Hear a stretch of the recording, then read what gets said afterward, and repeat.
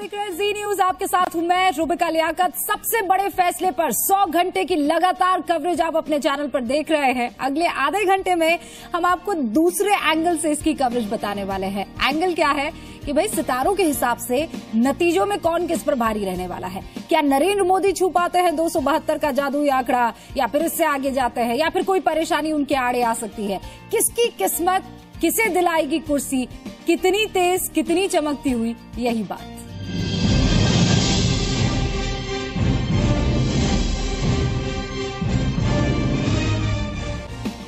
तो क्या कहते हैं नरेंद्र मोदी और राहुल गांधी के सितारे, और कौन किस पर भारी पड़ने वाला है नतीजों में, किसके सितारे ज्यादा चमकेंगे, ज्यादा बुलंद नजर आ रहे हैं, यही जानने के लिए हमारे साथ यहाँ पर 3 बहुत ही खास मेहमान मौजूद हैं जो आपको और हमको बताएंगे कि किसकी किस्मत चमक रही है, किसकी किस्मत दिलाएगी कुर्सी।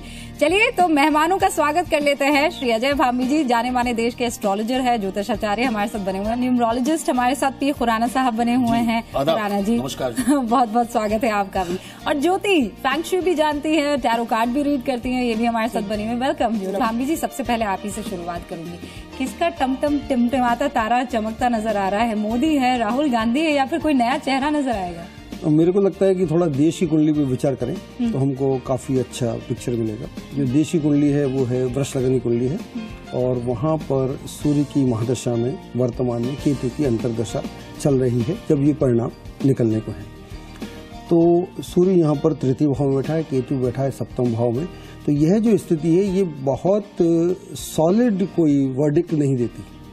जिस तरह का मीडिया का पूरा रुझान है, या हम कहीं भी सुनते हैं तो हमको लगता है कि एकदम से मामला हो गया, लहर है। कोई 272 बोलता है, कोई 300 बोलता है, कुछ इसके ज्यादा बोलता है।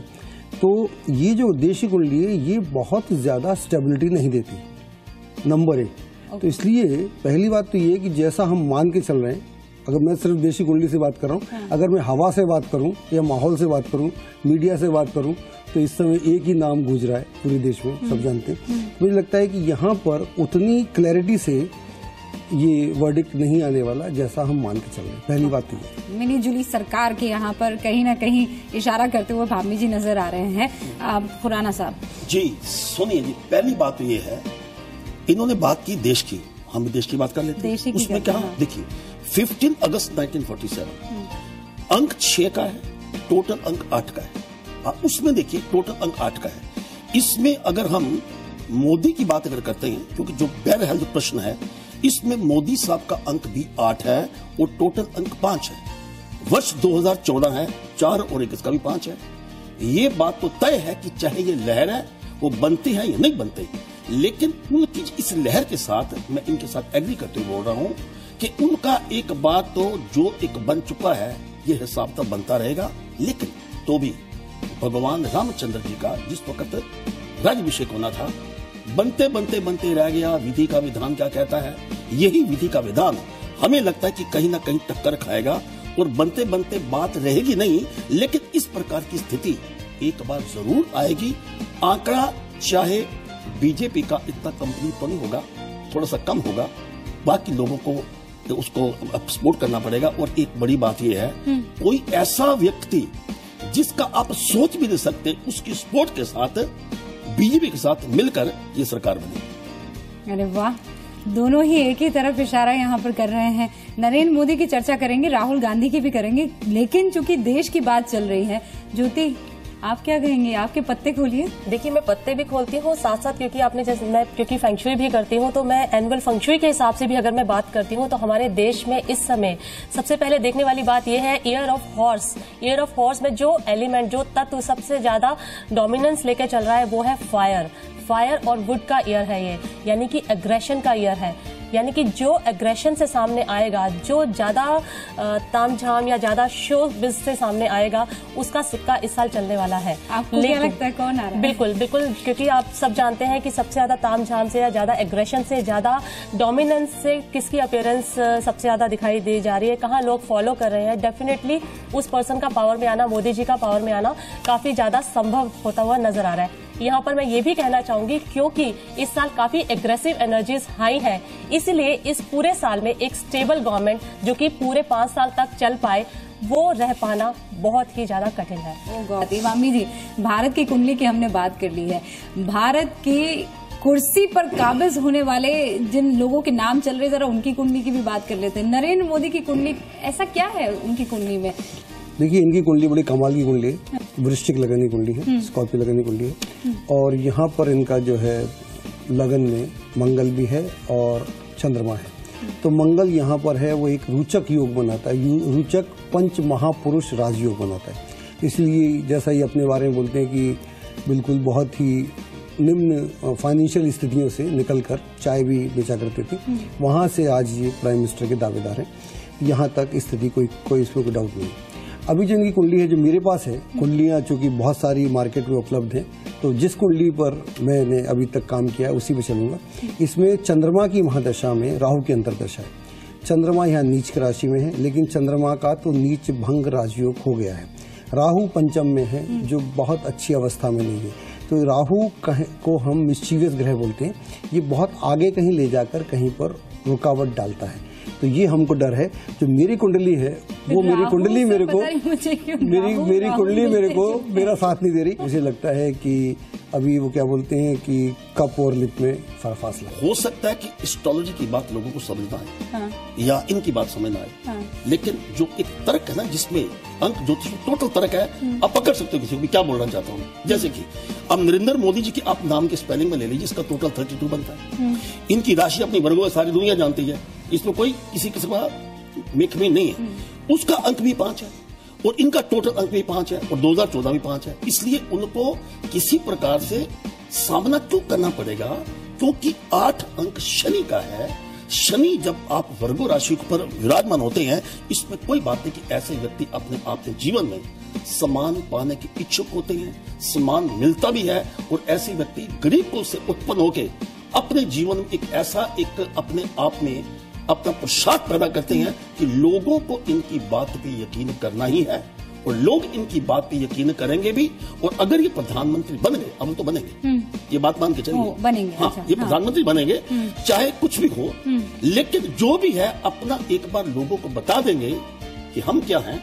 क्योंकि इनकी कुंडली ये कहती है कि इस जहां से आगे जहां और भी हैं, अभी इश्क के इम्तिहान और भी हैं, ये इनको हो सकता है रुकावटों का सामना करना पड़ेगा। 5 साल में काफी समस्या आएंगी, लेकिन ये समस्या से जैसे भी हो निकल कर करने सक्षम पूरे होंगे। अच्छा, लेकिन इम्तिहान बहुत आने वाले हैं। अच्छा, एक लाइन में मुझे जवाब दे दीजिए। आपने तो बता दिया है खुराना साहब के पीएम वो बनने वाले हैं। ज्योति, नरेंद्र मोदी पीएम बनेंगे? जी, बनेंगे। भाभी साहब, जो मेरी कुंडली है, जो मेरी कुंडली है जिसमें चल रहा हूँ, इनकी कुंडलियाँ 2-3 हैं, लेकिन मैं चेंज करने वाला नहीं। मेरी कुंडली में जो मेरे पास समय है, उसमें चंद्रमा में राहु है। तो चंद्रमा में राहु डाउट्स क्रिएट करता है, लेकिन मेरी व्यक्तिगत राय बन जाए तो अच्छा। अब राहुल गांधी पर आ रहे हैं। राहुल गांधी पर हर किसी की नजर है। तो खुराना साहब, आपसे ही शुरू कर देते हैं। उनके नंबर्स क्या कह रहे हैं? आज नहीं तो फिर कब? देखिए, क्योंकि एज वाले नंबर्स तो बहुत सारे सवाल खड़े कर रहे हैं। नहीं, उसमें क्या कि इनका अपना मूलांक 1 है। इनका 19 जून 1970 का बर्थ है। टोटल इनका भाग्य अंक वो भी 6 है, और 15 अगस्त को हमारा भारतवर्ष आजाद हुआ था। नेचुरली कहीं ना कहीं आपस में इनकी हमारे देश के साथ सिमिलैरिटी तो आएगी, लेकिन 6 और 1 आपस में कहीं भी मित्र नहीं है। एक सूर्य का है जो, और 6 जो है शुक्र का है, ये आपस में मित्र नहीं है। तो कहीं ना कहीं क्या है, ये अपने आप में कमाल के व्यक्ति हैं, खूबसूरत हैं, ये बड़ा ज्ञान रखते हैं, लेकिन ये परोसने में इनके कहीं ना कहीं कमी रह जाती है कि लोग इनकी बात को समझ नहीं पाते, बिकॉज इट्स अ टाइम। मैं ये नहीं कहता प्रेजेंटेशन, ये नहीं कहता, मैं ये नहीं कहता कि हाँ, ये नहीं कहता कि अच्छे नेता नहीं है, ये अच्छे नेता नहीं बनेंगे या कभी इनकी तरक्की नहीं होगी, लेकिन फिलहाल जो माहौल गर्म हुआ है, ये परोसने के सक्षम नहीं है, जिनकी वजह से इनको फिलहाल नुकसान हो रहा है। लेकिन भविष्य में हो सकता है इनकी शराफत के ऊपर लोग सज के जाएं, भी क्या बात है जी, कितने शरीफ नेता है, वो आएंगे। थोड़ा और इंतजार करना पड़ेगा। कितना इंतजार करना पड़ेगा ज्योति? देखिए, मेरे कार्ड्स के हिसाब से मैं राहुल गांधी जी के लिए बताना चाहूंगी कि पहला कार्ड तो मेरा ये कहता है कि उनको अभी आगे बढ़ने के लिए, जिस मुकाम पर हम उन्हें देखना चाहते हैं, या कुछ लोग देखना चाहते हैं, कुछ लोग नहीं देखना चाहते, जिस मुकाम की बात कर रहे हैं, उस मुकाम के लिए अभी उन्हें बहुत मेहनत करने की जरूरत है, काफी अपने स्किल सेट को इम्प्रूव करने की जरूरत है, क्योंकि अभी उन्हें काफी सारी स्ट्रगलफुल सिचुएशन का सामना करना पड़ेगा।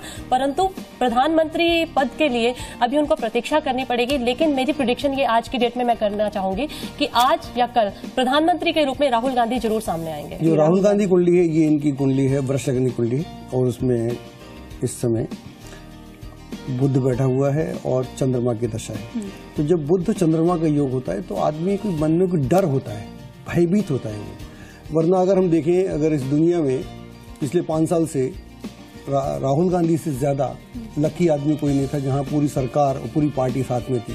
ऐसा व्यक्ति कुछ भी कर देता है। अगर मोदी इतना कुछ कर पाते हैं बिना किसी बैकग्राउंड के, तो राहुल गांधी तो कमाल कर ही सकते थे। अगर राहुल गांधी सब करते तो कोई भी, ना तो अन्ना हजारे इतना अपना प्रभाव दिखाते, ना केजरीवाल का प्रभाव होता। तो इन्होंने अपना ही मिस द बस।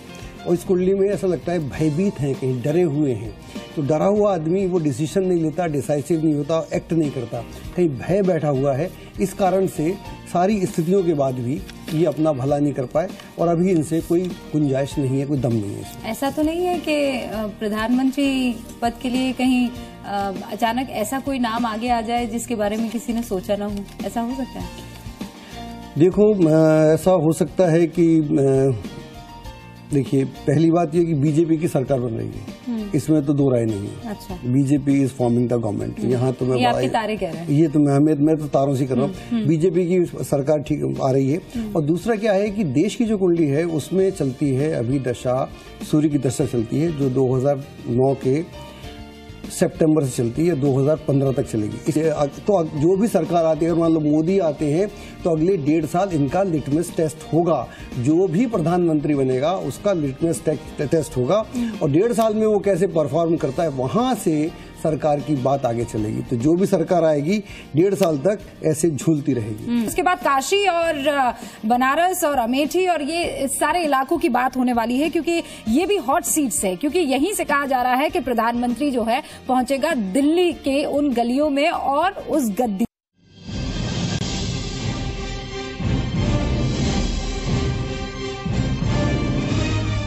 एक बार फिर से आपका स्वागत है। अब हम जो फाइनल का बैटल है उसमें सबसे ज्यादा हॉट सीट है उसकी बात कर लेते हैं, वाराणसी, काशी। जी हाँ, शिव की नगरी है, हर किसी को बहुत प्यार है उस नगरी से। सहस्त्र घाटों की नगरी उसे कहा जाता है। लेकिन जरा ये बताइए, ये घाट, सबसे पावरफुल घाट किसका चुनने वाले हैं? आई थिंक वहाँ से मोदी जी पक्का से जीतेंगे वहाँ से। हाँ, जीतेंगे, उन्हें जीतने में कोई प्रॉब्लम नहीं होगी। अच्छा। वो दोनों ही सीटें जीतेंगे, उनकी सीटों का तो कोई मुश्किल नहीं है। देखिए, मेरे टैरो कार्ड्स बोलते हैं, एस ऑफ हार्ट्स का कार्ड और 3 ऑफ हार्ट्स का कार्ड ये कहता है कि दोनों जगह पर जहाँ जहाँ मोदी जी कंटेस्ट करेंगे वहाँ उनकी विजय मिलेगी, विजय श्री की प्राप्ति होती है, दिखाई दे रही है मुझे। अच्छा, खुराना साहब। हाँ जी, अब ये देखिए, अब ये मत बोलना कि मैं उनकी तार में तार उड़ा रहा हूँ। अब देखिए, वाराणसी का सुनिए, वाराणसी का पहला शब्द जो है वी, उसका अंक 6 बनता है। हमने यही भारत की बात की थी कि 15 अगस्त की बात की थी, 6 अंक सूट करता है। और हम टोटल उनके नाम को भी ऐड करते हैं तो उनमें पहली बात यह कि मोदी जी का अपना जो समय है बेसिकली